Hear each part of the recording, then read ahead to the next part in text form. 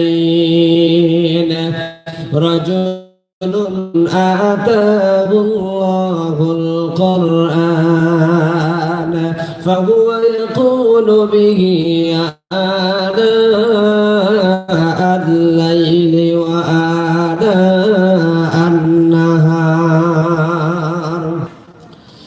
ورجل آتاه الله مالا فهو ينفق به آناء الليل وآناء النهار أو كما قال عليه الصلاة والسلام. قال الله تبارك وتعالى في شان حبيبه إن الله وملائكته يصلون على النبي يا أيها الذين آمنوا صلوا عليه وسلموا تسليما اللهم صل على مولانا محمد وعلى آل سيدنا مولانا محمد بلغ العلا بكماله كشف الدجى بجماله حسنت جميع خصاله صلوا عليه وآله يا رب کرم تو اگر کرے اور آب زبان کو جو دل پر اثر کرے ربنا تقبل منا إنك أنت السميع العليم. الحمد لله ঐতিহ্যবাহী পাইকারা গৌরাঙ্গপুর জামি মসজিদ ও মাদ্রাসা কর্তৃক আয়োজিত আজকের এই ঐতিহাসিক ৪৭তম তাফসীরুল কোরআন মাহফিলের সম্মানিত সভাপতি, এই অঞ্চলের সকল মানুষের প্রিয় জনাব মোহাম্মদ শরীফুল ইসলাম ভাই, উপস্থিত রয়েছেন আত্র মসজিদের সম্মানিত ইমাম ও খতিব হাফেজ মাওলানা মুফতি আবুল হোসেন ফরিদপুরি সাহেব, উপস্থিত রয়েছেন প্যান্ডেলের নিচে আমার মায়ের বয়সী, বোনের বয়সী সর্বস্তরের মা বোন, প্যান্ডেলের নিচে বসা আছেন আমার সম্মানিত বাবার বয়সী মুরব্বীরা, বড় ভাইয়ের বয়সী ভাইয়েরা, আমার বয়সী প্রিয় ভাইয়েরা, মাইকের আওয়াজ যতটুকু যাচ্ছেন সর্বস্তরের মা এবং বোন, বাবা ভাই সকলকে সালাম দিচ্ছি আবার। আসসালামু আলাইকুম ওয়া রাহমাতুল্লাহ। আমরা হৃদয়ের সবটুকুন আবেগ, শ্রদ্ধা, সম্মান, ভালোবাসা দিয়ে যে মুনিব আমাদেরকে সৃষ্টি করেছেন সেই মুনিবের দেওয়া জবান দিয়ে, তার শেখানো ভাষা দিয়ে আমরা কি কালিমাতুশ শুকরিয়া আদায় করতে পারবো? কারা কারা পারবো একটু দুই হাত তুলে দেখায়।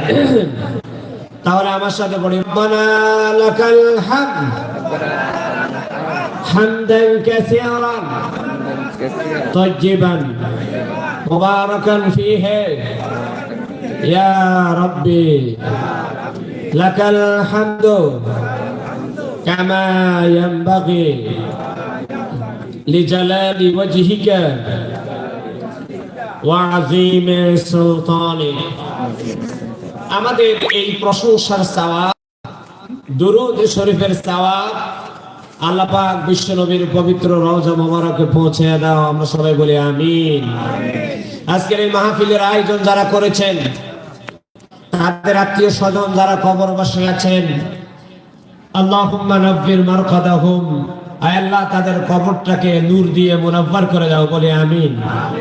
ওয়াজআলাল জান্নাতা মাসওয়াহুম, তাদের কবরটাকে জান্নাতে রূপান্তরিত করে দাও, আবারও বলে আমিন। সম্মানিত মুসলমান ভাইরা, আমি আপনাদের সামনে সূরাতুল আহজাব, কোন সূরা? সূরাতুল, আমি যেহেতু পেশাগত একজন শিক্ষক, আপনারা মেহেরবানি করে আমার সাথে একটু কথা বলবেন। আর আমি যতটুকু শুনেছি এখানে অনেক ভাই আছেন, বাবা আছেন, যাদের পূর্বপুরুষ আমাদের সেই নোয়াখালীর। তো আমি আর আপনি, আপনাদের পূর্বপুরুষ আর আমার পূর্বপুরুষ যেহেতু একই জায়গার, সুতরাং আপনারা আমাকে সাপোর্ট দিবেন। আমি আপনাদের খেদমতে এসেছি, আপনাদের থেকে দোয়া নিতে এসেছি। আপনারা একটু মেহেরবানি করে আমার সাথে একটু জবাব দিবেন, তাহলে আমি বুঝবো যে না, আমি যা বলেছি আমার বাবারা বুঝছে। কি বলেন, জবাব দিতে পারবেন তো ইনশাআল্লাহ? ইনশাআল্লাহ। আমি আপনাদের সামনে যেই সূরা, আপনাদের সামনে যেই সূরা, সেই সূরাটির নাম হলো সূরাতুল আহজাব। এই সূরার 35 নম্বর আয়াত আমি আপনাদের সামনে তেলাওয়াত করেছি। বিশ্বনবী জনাব মুহাম্মদুর রাসূলুল্লাহ সাল্লাল্লাহু আলাইহি ওয়াসাল্লামের পবিত্র জবান থেকে নিশ্চিত একটি হাদিস শরীফ তেলাওয়াত করেছি। এই দুটোর নিরিখেই কথা বলার চেষ্টা করব ইনশাআল্লাহ। ইনশাআল্লাহ। আল্লাহ রাব্বুল আলামিন বলেন, ইয়া আইয়ুহান নাসু ইত্তাকু রাব্বাকুমুল্লাযী খালাকাকুম মিন নাফসিন ওয়াহিদা وخلق منها زوجها وبث منهما رجالا كثيرا ونساء।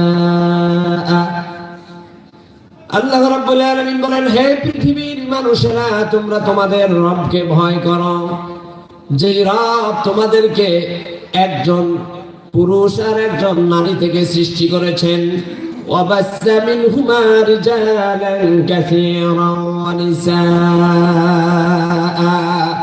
এরপরে এই দুজনের দাম্পত্য জীবনের মাধ্যমে গোটা পৃথিবীতে আল্লাহ পাক মানুষ নরনারী দিয়ে ছড়িয়ে ছিটিয়ে দিয়ে এই পৃথিবীকে সুন্দর করে সাজিয়ে দিয়েছেন। সুবহানাল্লাহ। তাহলে আমাদের আদি পিতা একজন, আদি মাতা একজন, আমরা সবাই একই বাবার একই মায়ের পরবর্তী জেনারেশন। কি বলেন, ঠিক কিনা?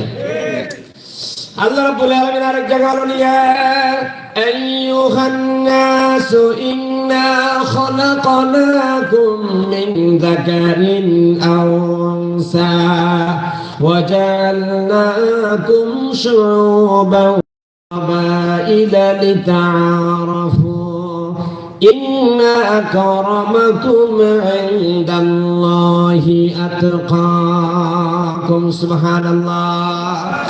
আল্লাহ রাব্বুল আলামিন বলেন, হে পৃথিবীর মানুষেরা, নিশ্চয় আমি তোমাদেরকে একজন পুরুষ আর একজন নারী থেকে সৃষ্টি করেছি। ওয়াজআলনাকুম শুউবান ওয়া কাবাইলা লিতাআরাফু। এরপরে বিভিন্ন গোত্রে বিভিন্ন বংশে বিভক্ত করেছি, একজন আরেকজনের সাথে পরিচিত হওয়ার জন্য, পরিচয় লাভের জন্য। সুবহানাল্লাহ। ইন্না আকরামাকুম ইনদাল্লাহি আতকাকুম। সুতরাং তোমাদের সবার বাবা যেহেতু একজন, মা যেহেতু একজন, তোমাদের ভিতরে নেতৃত্ব সম্মান ওই ব্যক্তি পাবে যে ব্যক্তি সবচেয়ে আল্লাহকে বেশি ভয় করে। সুবহানাল্লাহ। আল্লাহ রাসূল সাল্লাল্লাহু আলাইহি ওয়াসাল্লাম বিদায় হজ্জের ভাষণে বলেছেন, ইয়া আইয়ুহান নাস,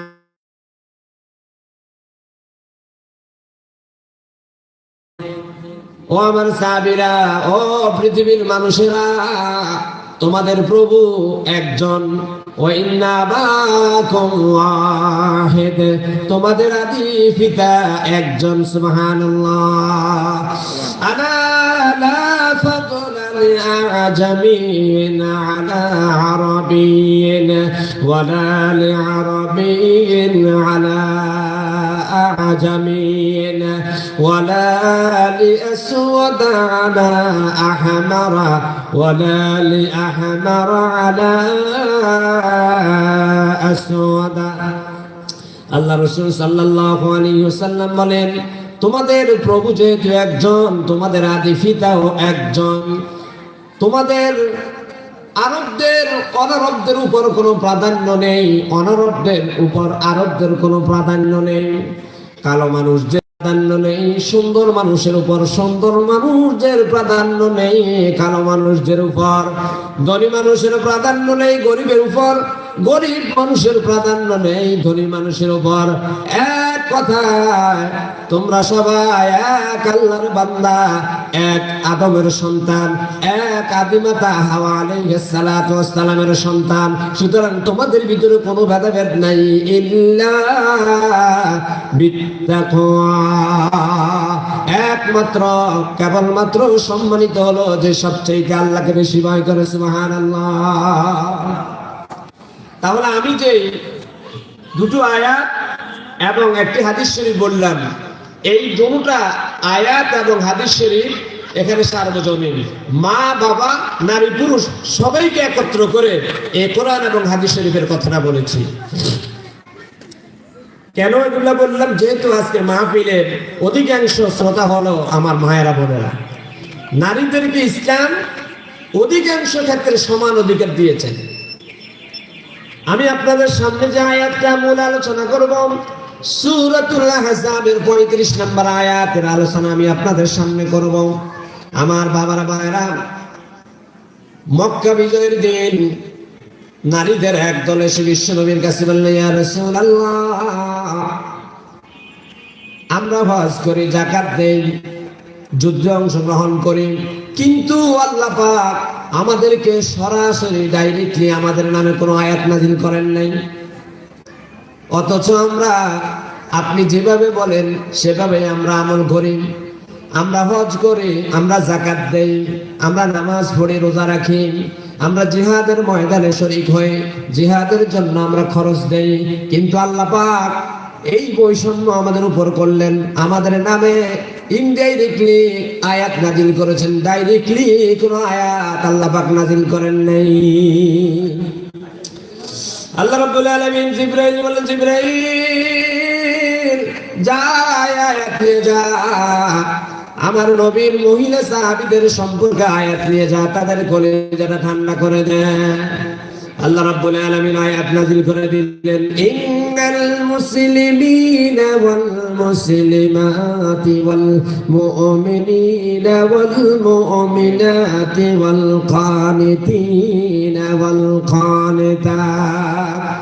আল্লাহ রাব্বুল আলামিন সূরাতুল আহজাবের 35 নম্বর আয়াত নাযিল করে নারী এবং পুরুষদেরকে একত্রে সম্মিলিতভাবে 10টি বৈশিষ্ট্য সম্মিলিত এক আয়াত অবতীর্ণ করলেন, আর বললেন, ও দুনিয়ার নারীরা পুরুষেরা, যদি তোমরা এই 10টি কোয়ালিটি, এই 10টি বৈশিষ্ট্য অর্জন করতে পারো, ওয়া'আদ্দা লাহুম মাগফিরা, আমি আল্লাহ পাক তোমাদের যাবতীয় গুনাহ খাতাগুলো মাফ করে দিব, ওয়া আজরান আযীমা, আমি তোমাদের জন্য মহান পুরস্কার তথা জান্নাতুল ফেরদাউসের ব্যবস্থা করে রেখে দিয়েছি। সুবহানাল্লাহ।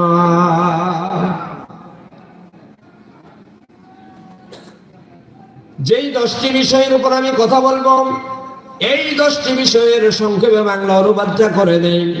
আল্লাহ রাব্বুল আলামিন বলেন, ইন্নাল মুসলিমিনা ওয়াল মুসলিমাত, নিশ্চয় মুসলমান নারী এবং পুরুষ, ওয়াল মুমিনিনা ওয়াল মুমিনাত, মুমিন নারী এবং পুরুষ, ওয়াল কানিতিনা ওয়াল কানিতাত, আনুগত্যশীল নারী এবং পুরুষ, والصادقين والصادقات, সত্যবাদী নারী এবং পুরুষ, والصابرين والصابرات, ধৈর্যশীল নারী এবং পুরুষ, والصابرين والصابرات والخاشعين والخاشعات, বিনয়ী নারী এবং পুরুষ, والمتصدقين والمتصدقات, দানশীল নারী এবং পুরুষ, والصائمين والصائمات, রোজাদার নারী এবং পুরুষ, والحافظين فروجهم والحافظات, সতীত্বের হেফাজতকারী নারী এবং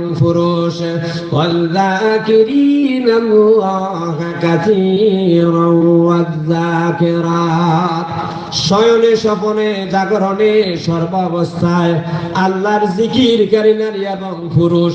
এই 10টি বৈশিষ্ট্য একটু আগে যে আমি বললাম, যে আয়াতটি আমি আপনাদের সামনে আলোচনা করলাম, অনুবাদ করলাম, এই আয়াতে আল্লাহ পাক নারী এবং পুরুষ উভয়ের জন্য 10টি বৈশিষ্ট্যের কথা আলোচনা করেছেন। এই 10টি বৈশিষ্ট্য যাদের থাকবে, আল্লাহ পাক বলেন আ'আদাল্লাহু লাহুম মাগফিরা, আমি আল্লাহ আমার বান্দাদেরকে আর বান্দীদেরকে মাফ করে দেব, ওয়া আজরান আযীমা, এবং তাদের জন্য আমি মহান পুরস্কার তথা জান্নাতুল ফেরদাউস রিজার্ভ করে রেখে দিয়েছি। সুবহানাল্লাহ। তাহলে আয়াতে নারী এবং পুরুষ উভয়ের কথা বলছে। তো কোরআনে কারীমের তাফসীর হলো এক আয়াতের তাফসীর আরেক আয়াত দিয়ে করবে, এটা হলো আল্লাহর অভ্যাস। আল্লাহ রাব্বুল আলামিন বলেন আল্লাহু নাযালা আহসানাল হাদিসি কিতাবান মুতাশাবিহান মাথানি। আল্লাহ রাব্বুল আলামিন বলেন আমি উত্তম কথা বলি, আমি এক আয়াতের অনুবাদ, এক আয়াতের তাফসীর আরেকটি আয়াত দিয়ে তোমাদেরকে বুঝিয়ে দেই। সুবহানাল্লাহ।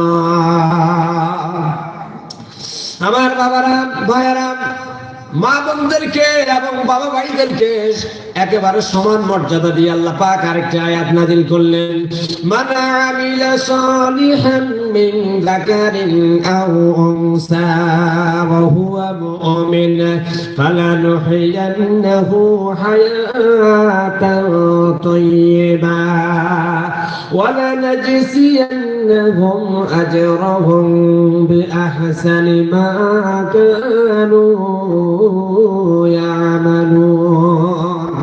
সূরাতুন নাহল 14 নম্বর পারা।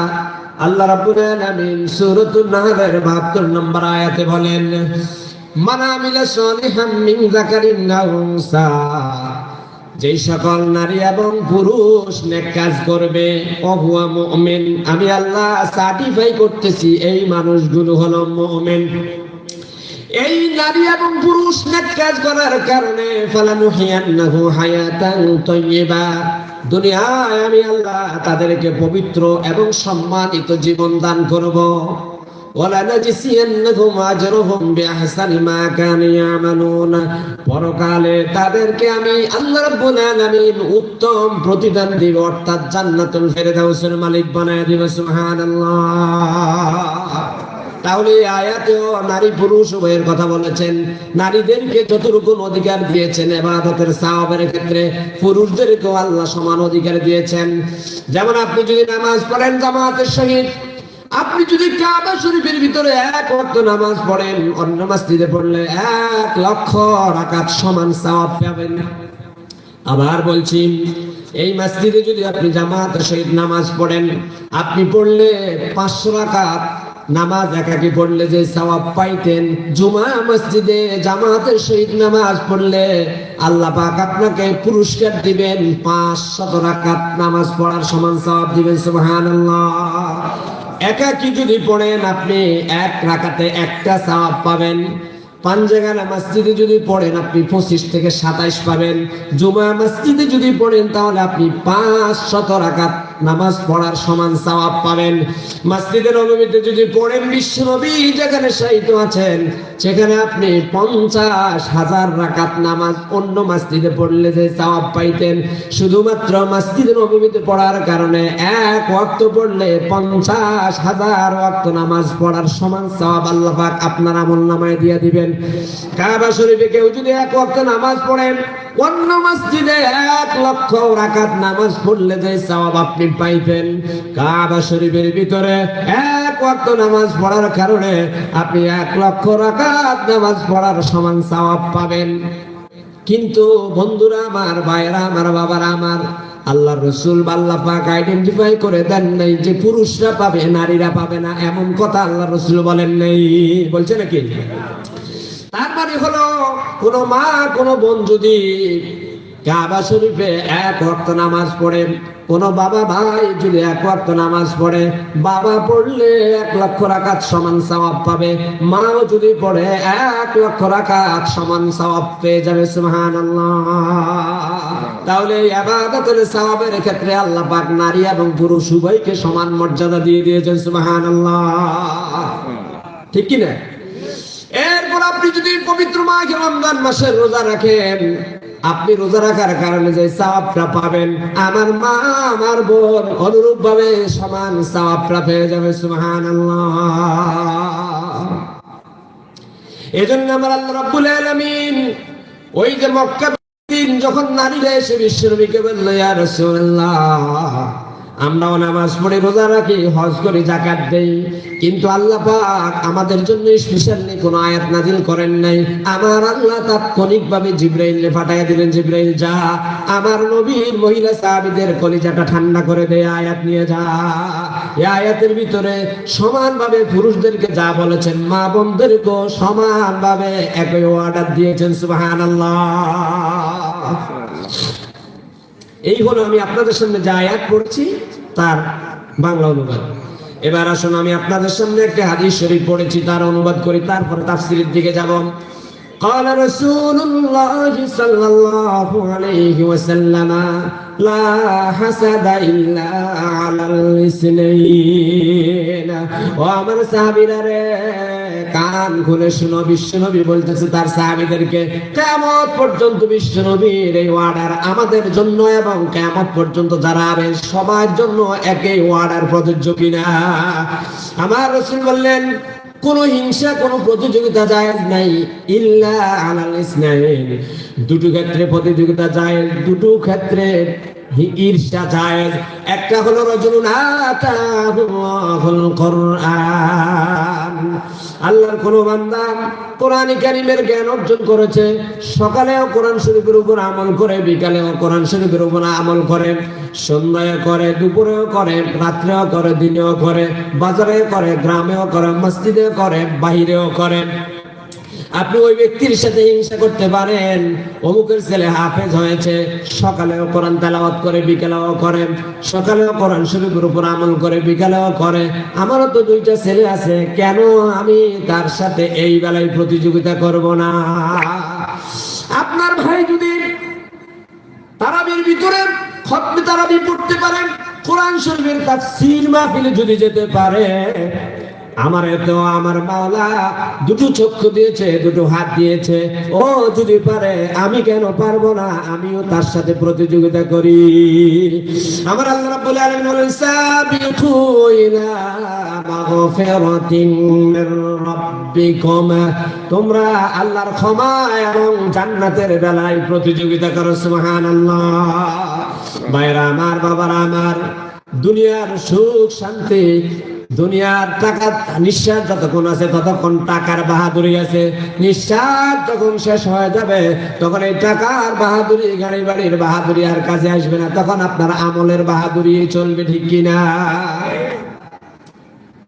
আমার ভাইরা, বাবারা, তাহলে বলেছেন কোন প্রতিযোগিতা নাই, কোন হিংসা নাই, দুই ক্ষেত্রে প্রতিযোগিতা আছে, দুই ক্ষেত্রে হিংসা আছে, ঈর্ষা আছে। একটা হলো আমার ভাই কোরআন শরীফ পড়ে, আমি কেন পড়বো না? আমার ভাইয়ের ছেলে হাফেজ হয়েছে, আমার ছেলে কেন হাফেজ হবে না? আমার বোন কোরআন শরীফ পড়ে, অন্যের বোন কোরআন শরীফ কেন পড়বে না? অমুকের মেয়ে কোরআন শরীফ পড়ে, কোরআন শরীফের উপর আমল করে, আমার মেয়ে কেন কোরআন শরীফ পড়বে না, কোরআন শরীফের উপর আমল করবে না?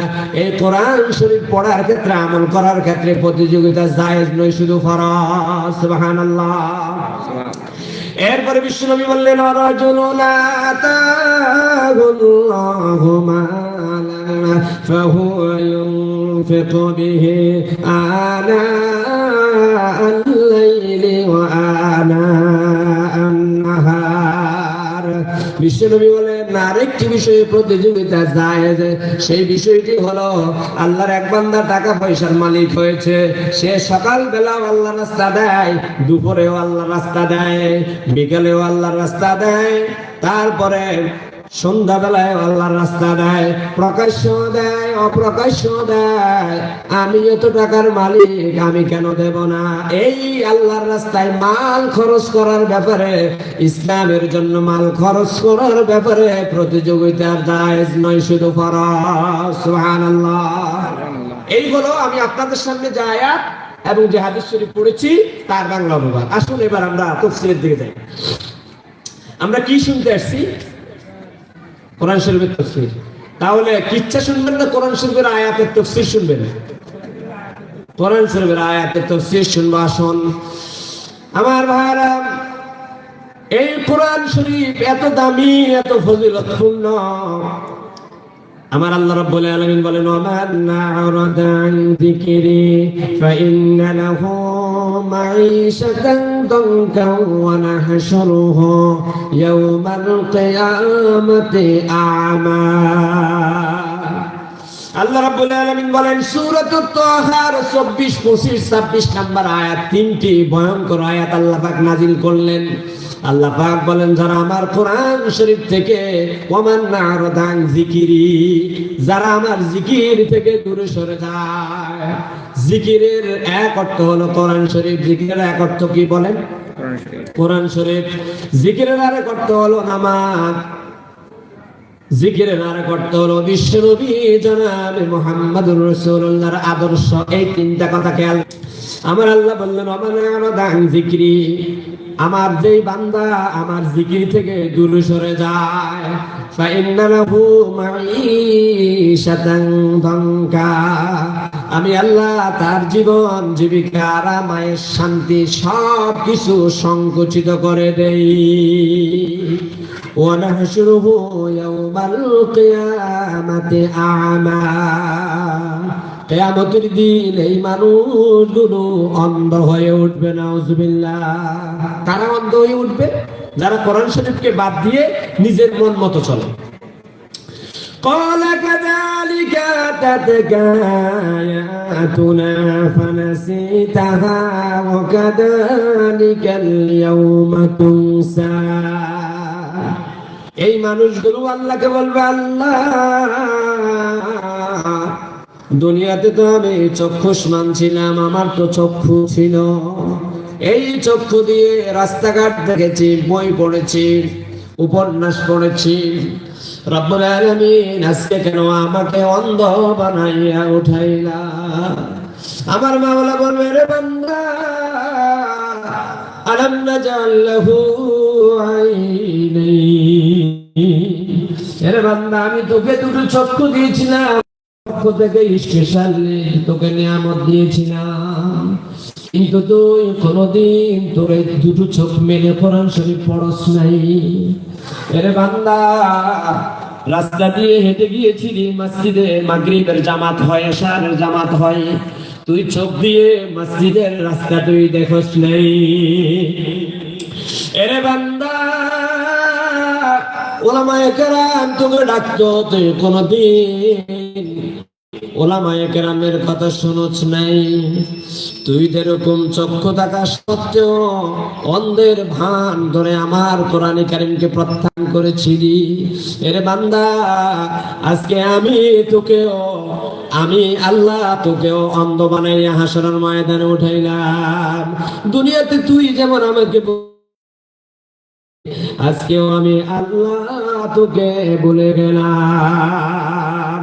আমার আল্লাহ আরেক জায়গায় বলেন, লা ইউকাল্লিমুহুমুল্লাহু ইয়াওমাল কিয়ামাহ, কিয়ামতের দিন আল্লাহ ওই মানুষগুলোর সাথে কথা বলবেন না।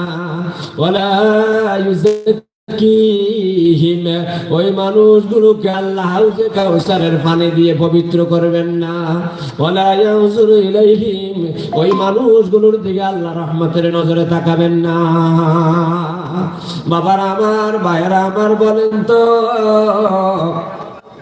এই দুনিয়াতে যদি আসামির মামলা হয়ে যায়, আমার ব্যাপারে যদি মার্ডারের মামলা হয়ে যায়, আমার দল যদি ক্ষমতায় থাকে, তাহলে আমার জন্য বিভিন্ন ধরনের সুপারিশ করে কিনা? প্রধানমন্ত্রীর কাছে মন্ত্রী সাহেব ফোন দিয়ে দেয়, এমপি সাহেব ফোন দিয়ে দেয়, ওগো মাননীয় প্রধানমন্ত্রী, ওগো স্বরাষ্ট্রমন্ত্রী, এই লোকটা আমার ছেড়ে দাও। স্বরাষ্ট্রমন্ত্রী বলবে পুলিশে অস্ত্র সহ ধরেছে, বলে অস্ত্র সহ ধরলেও অসুবিধা নাই, এটা আমার দলের লোক। এরকম হয়েছে কিনা? হয়েছে কিনা?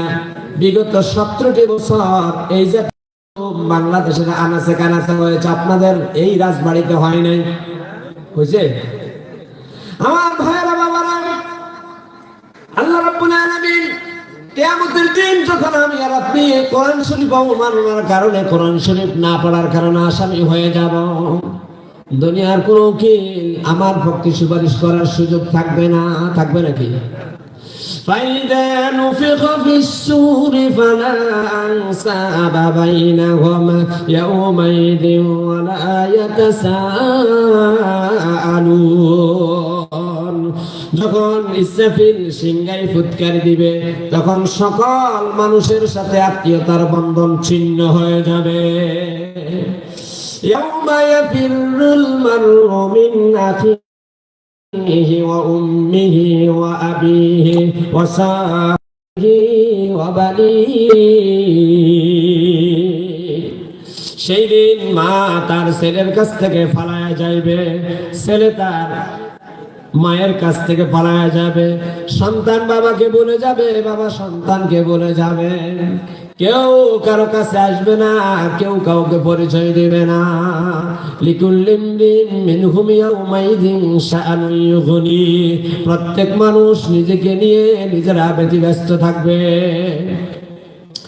ওই কঠিন ময়দানে আল্লাহ পাক যদি আপনার দিকে না তাকায়, বন্ধুরা আমার, বাবা আমার, বলেন তো আমাদের দ্বিতীয় আর কোন রব আছে কিনা আমাদের পক্ষে আসবেন? এমন কোন উপায়, এমন কোন ব্যবস্থা? তাহলে আমার মাওলা বললেন, আমার কোরআন শরীফ যদি না পড়স, আমার কোরআন শরীফ যদি প্রতিযোগিতা করে না পড়স, প্রতিযোগিতা করে আমল না করস, কোরআন শরীফ গবেষণা রিসার্চ যদি না করস, আমার এই কোরআন কারীমকে বাদ দিয়ে যদি দুনিয়ার মন্ত্রতন্ত্র গ্রহণ করস, আমি কিয়ামতের দিন তোকে অন্ধ বানাইয়া উঠাবো, তোমার সাথে আমি কথা বলবো না, তোমাকে হাউজে কাউসারের পানি দিয়ে আমি পবিত্র করব না, আমি তোমার দিকে রহমতের নজরে তাকাবো না। বলেন তো বাবারা, বন্ধুরা, ভাইরা, আমাদের কোনো উপায় আছে কিনা? আব্দুল কাদের জিলানী সবসময় এই কথাটা বলতো, আল্লাহ, আমি আব্দুল কাদের জিলানীর তুমি জাহান্নামে দিয়ে যদি ফাঁকে ফাঁকে আমাকে জিজ্ঞাসা করায়, আব্দুল কাদের কেমন আছিস, ওই জাহান্নামটা আমার জন্য জান্নাতে রূপান্তরিত হয়ে যাবে। সুবহানাল্লাহ। আর তুমি যদি আমি আব্দুল কাদের জান্নাতে দেওয়ার পরেও কোনদিন আমার খোঁজ খবর না নাও, ওই জান্নাতটাও আমার জন্য জাহান্নামে রূপান্তরিত হয়ে যাবে। ঠিক কি না? আমার ভাইরা বাবারা, হযরত ইব্রাহিম খলিলুল্লাহকে নমরুদ আগুনের কুণ্ডলিতে ফেলেছিল। আমার মাওলা উনকে অর্ডার দিল, নার কুনি বারদাও ওয়া সালামান আলা ইব্রাহিম। আল্লাহ আগুন অর্ডার দিল, আগুন রে আমার ইব্রাহিমের এক গায়ে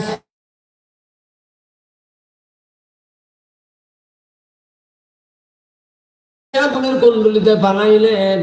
আমার কুদরতি নজর দিয়ে তাকাইলেন, আগুনটাও ফুল বাগিচা হয়ে গেল। সুতরাং জান্নাত চাই না, জাহান্নাম চাই না, মাওলা চাই তোমার সন্তুষ্টি। আমার মাওলা বলে, রে বান্দা, আমার সন্তুষ্টি যদি পেতে চাস, আমার কোরআন শরীফকে একটু আঁকড়ায়া দাও। ধরতে পারবো তো ইনশাআল্লাহ? কারা কারা পারবো? দুই হাত তুলে দেখায়। নারায়ে তাকবীর। আল কোরআনের আলো, আপনি মান। আমার আল্লাহ এক জায়গায় বলেন, ওমান নারাদানহু ফাইন্নাহু ইয়াহমিলু ইয়াউমাল কিয়ামাতি ওয়াজরা। যারা কোরআন শরীফকে বাদ দিল, নিজের মন মতো চললো, কিয়ামতের দিন বিশাল পাপের বোঝা নিয়ে এসে হাসরের ময়দানে উঠবে। নাউজুবিল্লাহ। আমার ভাইরা, আমার বাবারা, এই কোরআন শরীফ এত ফজিলতপূর্ণ। বিশ্বনবী বলেন, মান কারাল কোরআন ফাস্তাযহারাহু ফাহাল্লা হালালাহু ওয়া হাররামা হারামাহু আদখালাহুল্লাহুল জান্নাহ। আমার রাসূল বলে, যে ব্যক্তি কোরআন শরীফ পড়লো, কোরআন শরীফের উপর আমল করলো, হালাল গুলা গ্রহণ করলো, হারাম গুলাকে বর্জন করলো, আমার রাসূল বললেন আদখালাহুল্লাহুল জান্নাহ, আল্লাহ পাক তাকে জান্নাতুল ফেরদাউসের মালিক বানায়া দিবেন। শুধু তাই নয়, ওয়াশাফাহু ফি আশারাতি মিন আহলি বাইতিহি কুল্লুহুম কদ ওয়াজাবাত লাহুন নার। কোরআন শরীফের উপর আমল করার কারণে ওই ব্যক্তি যখন জান্নাতের মালিক হয়ে যাবে, মালিক হয়ে যাওয়ার সাথে সাথে ওই ব্যক্তি রয়্যাল গেস্ট হিসেবে সার্টিফাই হয়ে যাবে। ওই ব্যক্তি আবার বলবে, আল্লাহ, আমার আত্মীয় স্বজন যাদের কারণে আমি কোরআন শরীফের হাফেজ হইলাম, কোরআন শরীফের উপর আমল করা শিখলাম, আল্লাহ, ওরা ফাঁকে ফাঁকে কিছু অন্যায় করেছে, ভুল করেছে, ও মাওলা, তোমার কাছে তাদের জন্য সুপারিশ করি। আল্লাহ, আমার বংশের ভিতরে যাদের জন্য জাহান্নাম ওয়াজিব হয়ে গিয়েছে, এমন 10 জনকেও আল্লাহ আমার সাথে জান্নাতে পৌঁছায় দাও। সুবহানাল্লাহ। আমার ভাইয়ের বাবারা, আল্লাহ রাসূল বলেন, ইজা উদিয়াল মাইয়িতু ফি কবরিহি, বিশ্বনবী বলেন, যখন কোন মাইয়িতকে কবরে রাখা হয়, কবরে রাখার পরে কিরামান কাতিবিন আমাদের সকল ফাইল পত্র জমা দিয়ে ফেলবেন। মুনকার নাকির এসে আমার আপনাকে উঠাইয়া বসাবেন। ইন দ্য মিন টাইম 33 বা 32 বছরের এক যুবক কবরের ভিতরে ঢুকবে, একেবারে গুন্ডা মোড় দিয়ে, একেবারে মাথায় পাগড়ি, হাতে তসবিহ, বিশাল এক দেহের অধিকারী। সে বলবে, তুমি এই ব্যক্তিকে কোনো প্রশ্ন করতে পারবে না, এই ব্যক্তির সাথে কোনো কথা বলতে পারবে না। আমার রব্বুল আলামিনের কাছে ফেরেশতা ফোন করবে, রব্বুল আলামিন, এক বান্দা কবরস্থ হলো, আমরা তোমার বান্দাকে উঠাইয়া বসাইলাম, আমরা তাকে প্রশ্ন করব, কিন্তু তোমার আরেক বান্দার চেহারা ধরে এসে আমাদের উপরে ইন্টারফেয়ার করতেছে, আমাদেরকে বাধা দিচ্ছে কোনো প্রশ্ন যাতে আমরা তাকে না করি। আমার রব্বুল আলামিন বলবে, এই বান্দাকে, তাকে জিজ্ঞাসা করো। ওই 32 বা 33 বছরের যুবক দাঁড়িয়ে বলবে, আনা কোরআনুল কারীম, আমি কোরআনে কারীম। আমার এই বন্ধু আমাকে বন্ধু বানিয়েছিল, আমাকে বুকে নিয়ে হেফসানায় দিয়েছিল, রমজান মাসে বেশি বেশি করে তেলাওয়াত করেছিল। আমার এই বন্ধু আমাকে রিসার্চ করেছে, গবেষণা করেছেন। আমার এই বন্ধু কোরআনে কারীমের আইনকে বাস্তবায়ন করার জন্য শেষ পর্যন্ত নিজের তাজা রক্তটুকুনো বিলীন করে দিয়েছে। সুতরাং কোনো প্রশ্ন আমার এই বন্ধুকে করতে পারবে না, যা করবে আমাকে করবে। আমি এই বন্ধুকে জান্নাতে পৌঁছায় দেওয়ার আগ পর্যন্ত এখান থেকে যাব না। নারায়ে তাকবীর। আমার ভাইরা বাবারা, এবার মুনকার নাকির আল্লাহ রাব্বুল আলামিনের কাছে ফোন দিয়ে বলবে, রব্বুল আলামিন, তোমার যেই বান্দাকে কবরে রাখা হয়েছে তার তো কিছু ভুল ত্রুটি আছে, কিন্তু তোমার কোরআন শরীফ বলতেছে কোনো প্রশ্ন করা যাবে না।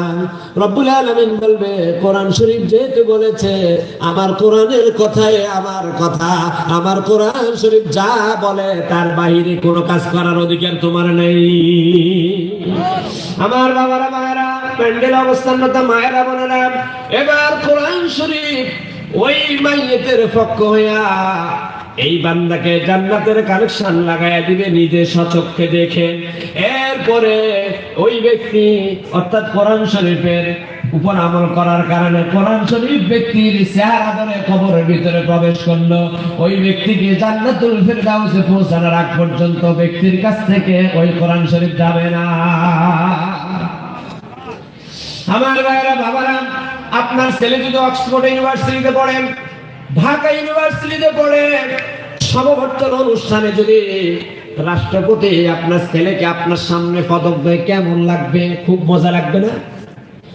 আল্লাহ রাব্বুল আলামিন যদি কিয়ামতের দিন হাসরের ময়দানে হাজার হাজার কোটি কোটি মানুষের সামনে আপনার ছেলেকে হাফেজ বানানোর কারণে যদি আপনার ছেলেকে যদি নূরের মুকুট পরা দেয় তখন মজাটা কেমন লাগবে, ঠিক কি না?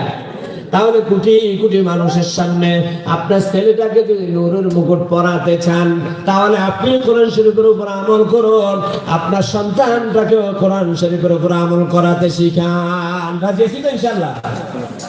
এবার আসুন আমি আপনাদের সামনে যে আয়াত তেলাওয়াত করি তার অর্থ বলি। ইন্নাল মুসলিমিনা ওয়াল মুসলিমাতি ওয়াল মুমিনিনা ওয়াল মুমিনাত, আল্লাহ রাব্বুল আলামিন বলেন মহান ক্ষমা এবং মহান প্রতিদান আমি তাদের জন্য রেখেছি যাদের ভিতরে যেই নারী এবং পুরুষের ভিতরে এই 10টি বৈশিষ্ট্য পাওয়া যাবে তাদের জন্য আমি মহান ক্ষমা এবং তাদের জন্য জান্নাতুল ফেরদাউস রেখে দিয়েছি। সুবহানাল্লাহ। জান্নাতুল ফেরদাউস কেমন আপনারা কি দেখছেন জান্নাতুল ফেরদাউস? এটা এত দামি এত দামি এত নিয়ামতপূর্ণ, এটা ভাষায় বর্ণনা করেন তাফসীর করে বিবৃতি দিয়ে শেষ করা যাবে না। এক কথায় দুনিয়াতে যা আছে তার চাইতে কোটি কোটি গুণ বেশি দামি জিনিস জান্নাতের ভিতরে আছে, ঠিক কি না? জান্নাতের ভিতরে আপনি যা চাইবেন তা পাবেন, যা মন চাবে তা খেতে পারবেন। লাহুম ফিহা মা ইয়াশতাহুন ওয়া লাহুম ফিহা মা ইয়াদউন। আল্লাহ রাব্বুল আলামিন বলেন বান্দা তুমি যা চাও তা পাবে, যা চাইবা তা পাইবে। আমাদের নোয়াখালীতে একবার কয় হুজুর জান্নাতের ভিতরে কি ওক্কা পাওয়া যায় বলে, ওক্কা চিনেননি আপনারা? চিনেননি? আপনাদের রাজবাড়িতে আসেনি ওক্কা খাইন না কেউ? আসেনি? এখন হুজুরে বলছে বিপদে, কারণ হুজুরে বলছে জান্নাতে যা চাইবে তা দিবে।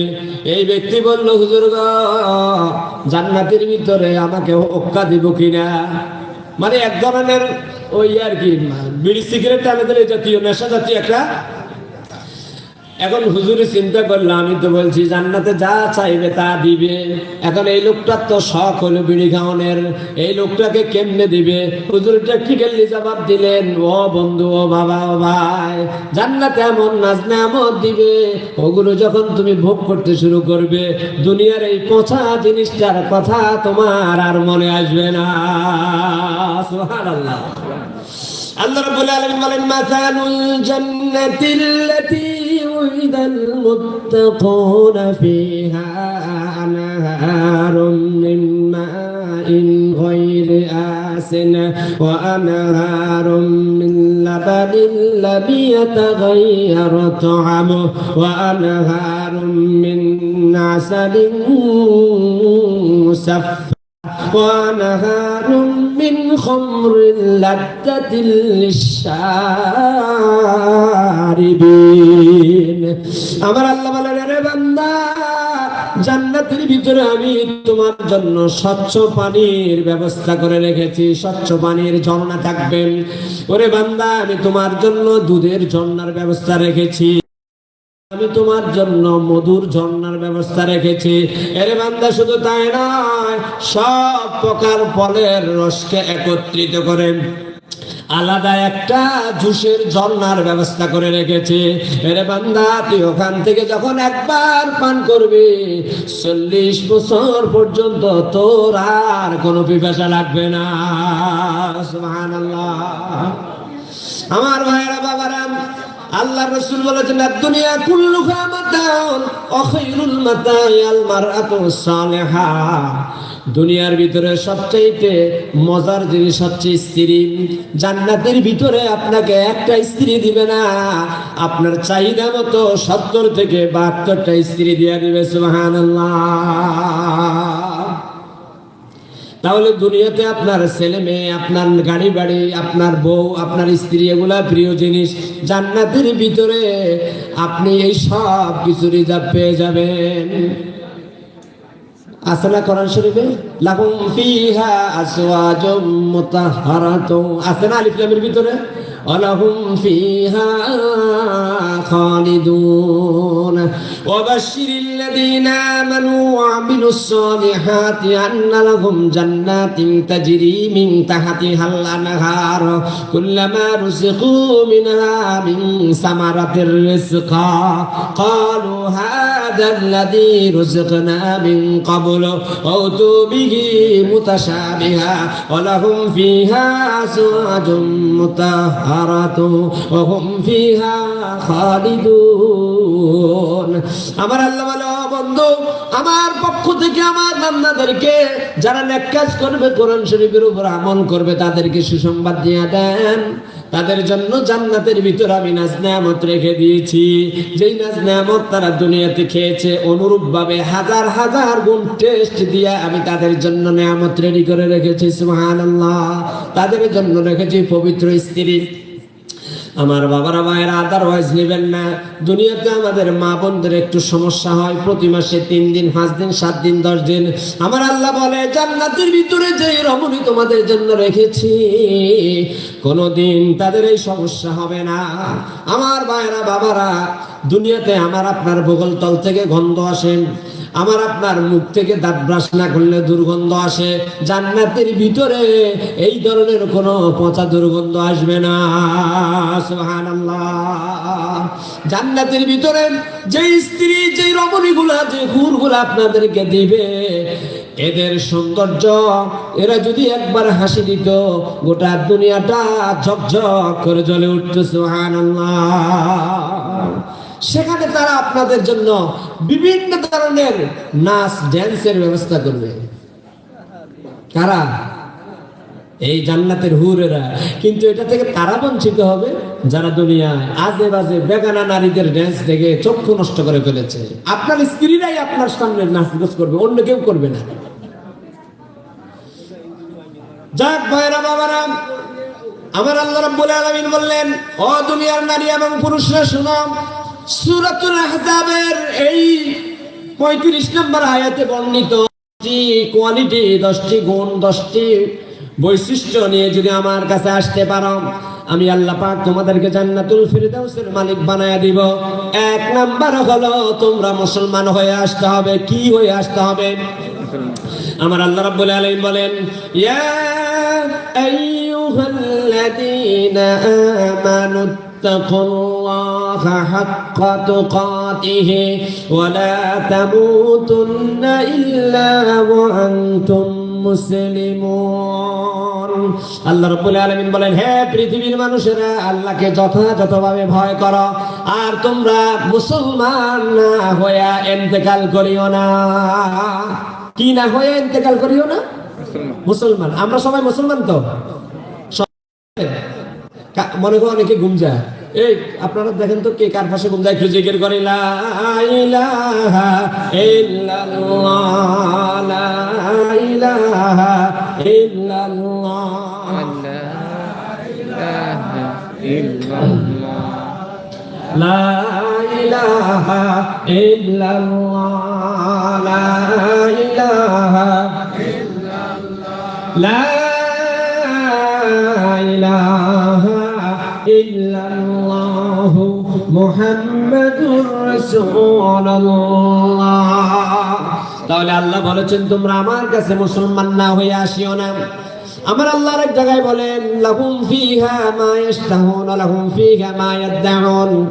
তোমরা জান্নাতে যা চাইবা তা পাইবা, যা কামনা করবা তা পাইবা, তবে এটা তাদের জন্য যারা ওয়ামান আহসানু কাওলাম মিম্মান দাআ ইলাল্লাহ, যারা কোরআন শরীফ দিয়ে মানুষদেরকে ডাকে, কোরআন শরীফের উপর আমল করে, ওয়া আমিলা সালিহান, কাজ করে, ওয়া ক্বালা ইন্নানি মিনাল মুসলিমিন, আর নিজেকে একজন মুসলমান হিসাবে পরিচয় দেয়। আমাদের পরিচয় কি? মুসলমান। আমাদের পরিচয় কি?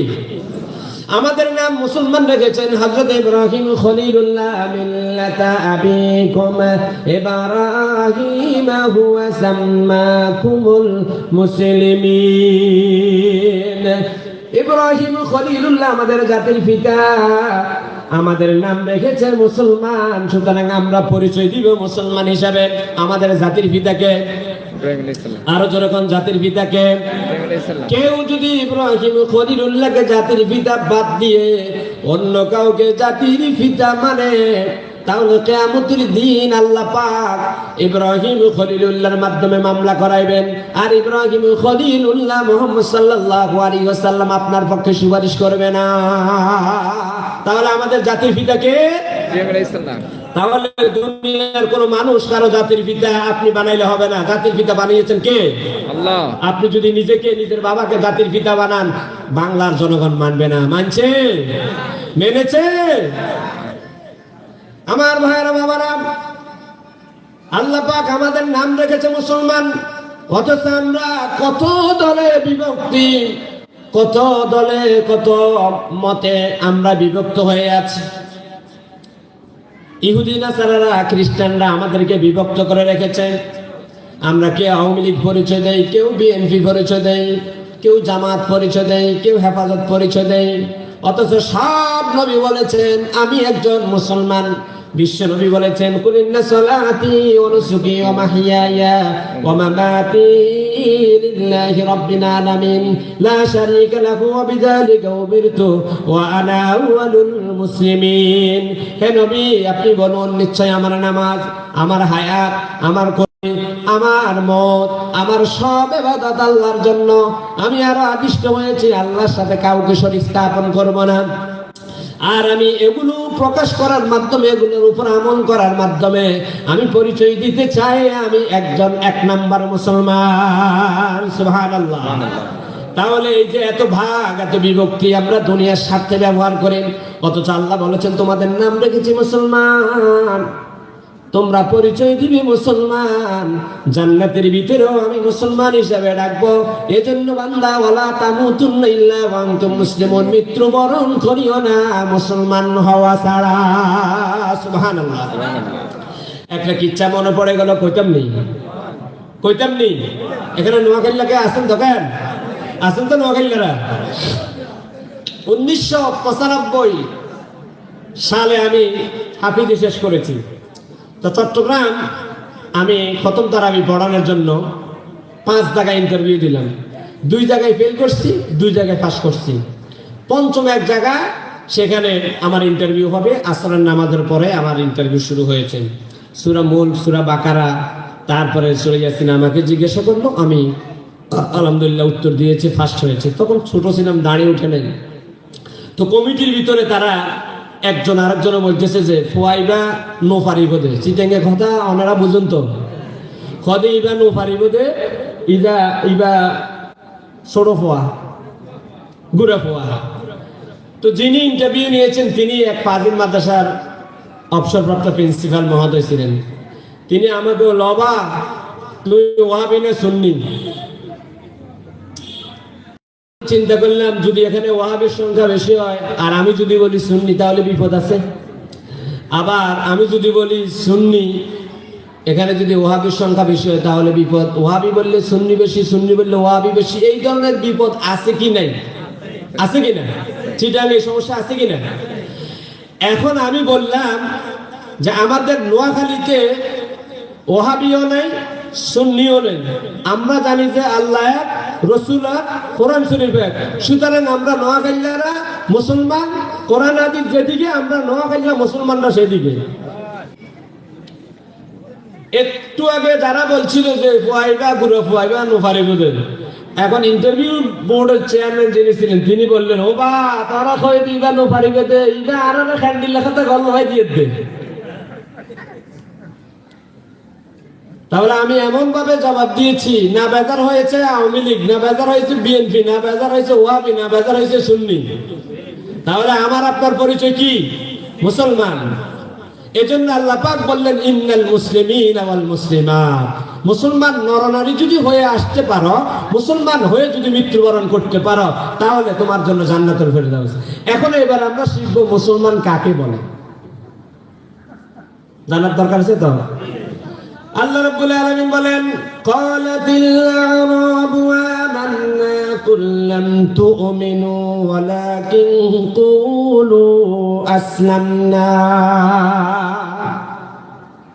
আল্লাহ রাব্বুল আলামিন বলেন বাহ্যিক আমলটাই হলো ইসলাম, আর বাহ্যিক আমলগুলো যে করবে সে হলো মুসলমান। মাই মুসলিম ফাহুয়া মুসলিম, যে ইসলামের পরিপূর্ণ আমল করবে সেই লোকটি মুসলমান। হযরতে ওমর ফারুক রাদিয়াল্লাহু তাআলা আনহু থেকে বর্ণিত, ইসলামের সংজ্ঞা দিচ্ছে হুজুর সাল্লাল্লাহু আলাইহি ওয়াসাল্লাম আর জিবরাইল। হযরত ওমর বললেন, আমরা একদিন মসজিদে নববীতে বসা, ইন দ্য মিন টাইম একজন লোক আসলো, তাকে আমরা কোনোদিন দেখি নাই, তিনি আমাদের এলাকার এমনটা কোনো প্রমাণ নাই, কিন্তু দূর থেকে যা আসছে তার কোনো চিহ্নও নাই। এলাকার মানুষ হলে তো আমরা চিনতাম, কিন্তু এই লোকটা যে দূর থেকে আসছে তার চেহারার ভিতরেও চুলটুল এমন প্যাকাশে নেই, কিন্তু আসি একেবারে ফাসনাদা রুকবাতাইহি, নামাজের শুরুতে আমরা যেভাবে বসি, আত্তাহিয়াত যখন পড়ি তখন যেভাবে বসি, এই লোকটা হুজুরও এভাবে বসলেন, ওই লোকটাও এভাবে বসলেন মুখামুখি হয়ে, অর্থাৎ হুজুরের উরুর সাথে আগন্তুক লোকের উরুও একেবারে মিশিয়ে দিলেন। ছোটবেলা মুক্তবে যেরকম ছাত্র আর শিক্ষকরা কায়দা পড়াতে বসে, এখন এই লোকটি বলল, আখবিরনি আনিল ইসলাম, ওগো আল্লাহর রাসূল আমাকে ইসলাম কাকে বলে একটু পরিচয় দেন।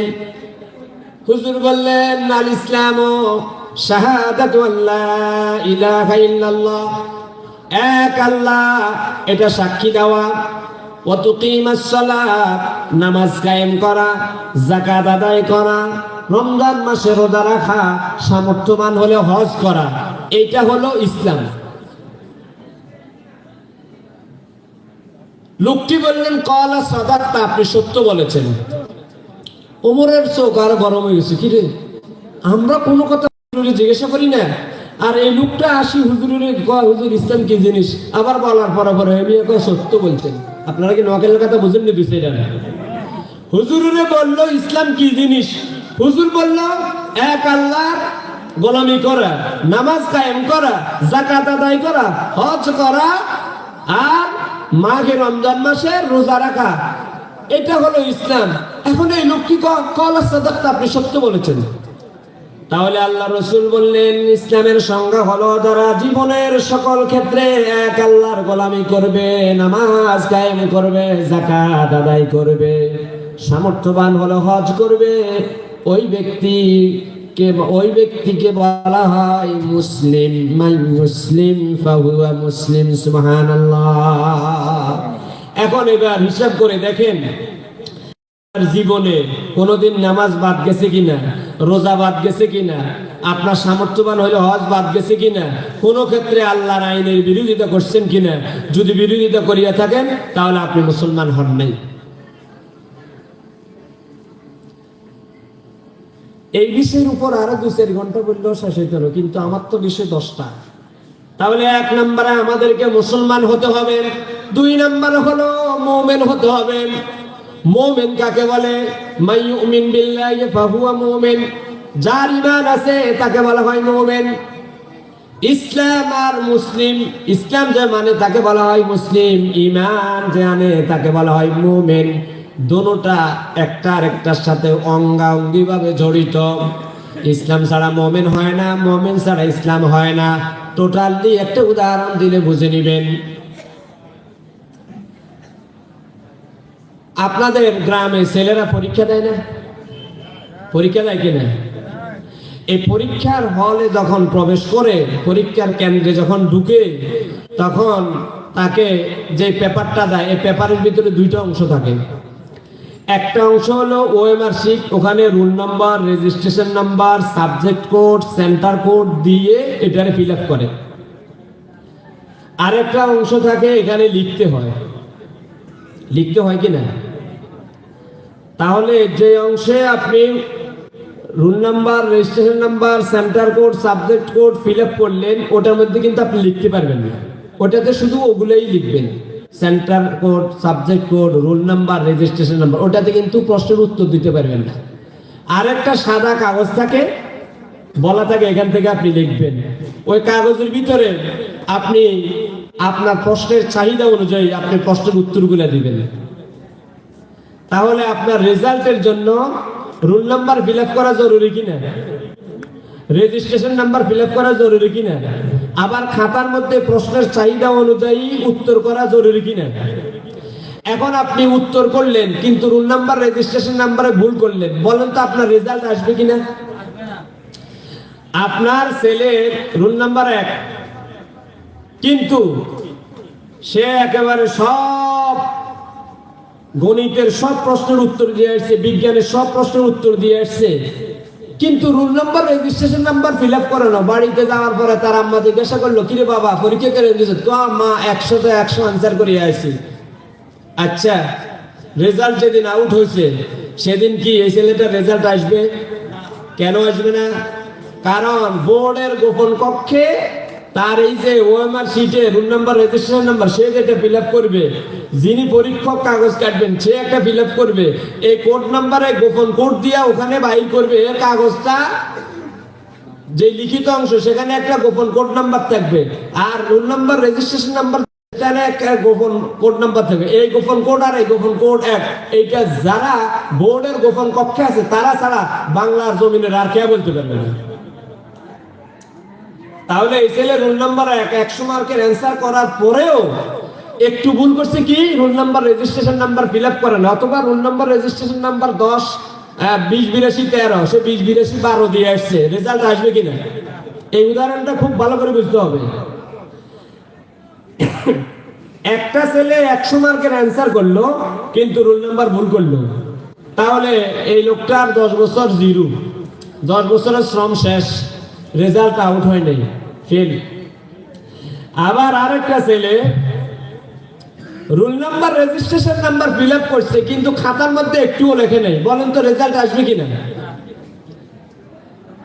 তবে রোল নাম্বার রেজিস্ট্রেশন নাম্বার সুন্দর করে ফিল আপ করছে, পরীক্ষার খাতায় প্রশ্নের চাহিদা অনুযায়ী পুরোপুরি 40 মার্কের অ্যান্সার করছে, এক্সামিনারে তার ভাবি চিন্তিতে 30 দিয়ে পাস করাই দিছে কিনা? আমার ভাইয়েরা বাবারা, ইসলাম আর ইমান অনুরূপ উদাহরণের মতো। ইমানটা হলো ওএমআর শিটের মতো গোপন থাকবে, ইমানের সম্পর্ক হলো কলবের সাথে, এটা দেখা যায় না।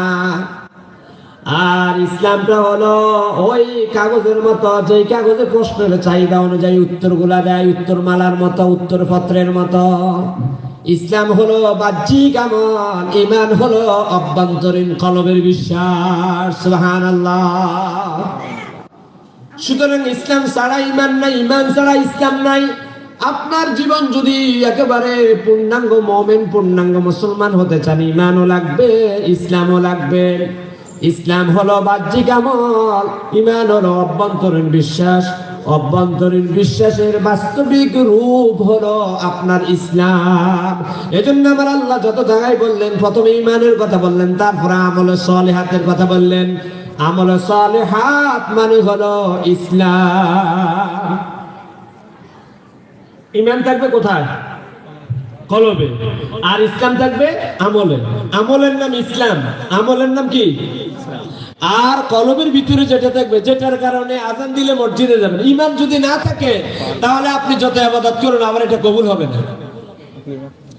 আপনার ব্যাংক অ্যাকাউন্ট যদি না থাকে, কোনো টাকা কি আপনার নামে জমা হবে? কথা বলেন। এ আপনার কলবে যদি অ্যাকাউন্ট নাম্বার সেট না করেন, এ কলবের ভিতরে 12 ডিজিটের লা ইলাহা ইল্লাল্লাহ, 12 ডিজিটের মুহাম্মাদুর রাসূলুল্লাহ, লা ইলাহা ইল্লাল্লাহ 12টি বর্ণ, মুহাম্মাদুর রাসূলুল্লাহ লিখতেও 12টি বর্ণ। এই লা ইলাহা ইল্লাল্লাহ মুহাম্মাদুর রাসূলুল্লাহ নামক এই কালিমা অন্তরে ফিট করতে হবে। এই কালিমা যখন অন্তরে ফিট হবে তখন আপনার ঈমান আপনাকে তাগাদা দিবে, আসরের আজান দিছে মসজিদে যাও। এই নামাজটা হলো ইসলামের একটা অংশ। এরপরে অমুকের ছেলে সকালবেলা মুক্তবে পড়ে, তোমার ছেলেটাও মুক্তবে পড়া, এটা হলো ইসলামের আরেকটা অংশ। অমুকে যাকাত দেয়, তুমিও টাকা পয়সার মালিক হয়েছো, তোমার ঈমান কলব থেকে তোমার তাগাদা দিচ্ছে, ঈমান তাগাদা দিচ্ছে, তুমিও যাকাত দাও। এই যাকাত দেওয়াটা হলো ইসলামের একটা অংশ। কথা বুঝে আসছে?